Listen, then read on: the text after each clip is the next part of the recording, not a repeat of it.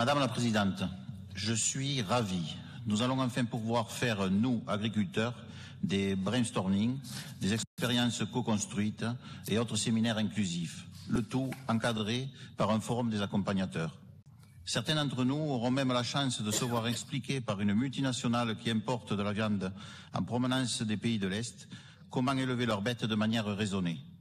Mais plus sérieusement, à quoi vont servir ces 2 années d'expérimentation si ce n'est rajouter encore et encore des structures, des intermédiaires, des procédures et des contraintes bien entendu avec les charges de fonctionnement qui vont avec.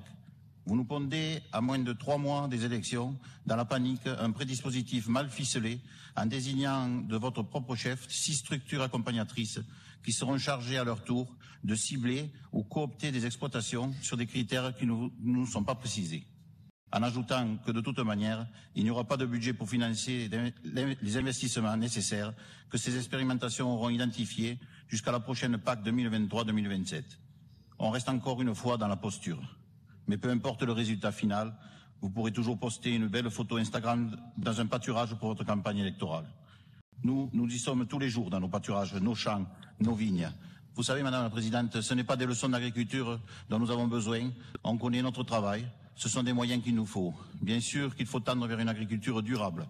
Nous sommes les premiers au Rassemblement national à avoir défendu les circuits courts, le patriotisme économique, alors qu'on nous rétorquait il n'y a pas si longtemps encore que cela n'était pas possible à mettre en œuvre.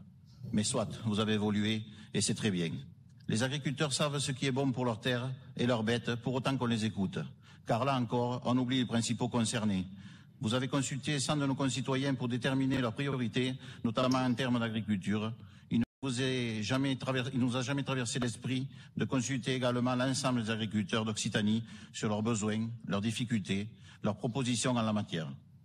Une agriculture durable, c'est avant tout une agriculture enracinée.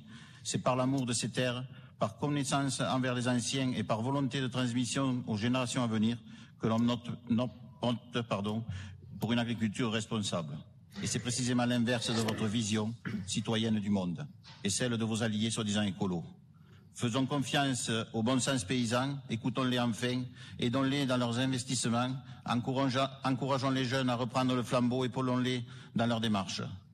À la tête de la région, nous n'aurons pas besoin de créer, nous, d'énièmes structures et de lancer des expérimentations sur 2 ans pour comprendre les besoins et accompagner ceux qui nous nourrissent et façonnent nos paysages depuis toujours. Je vous remercie.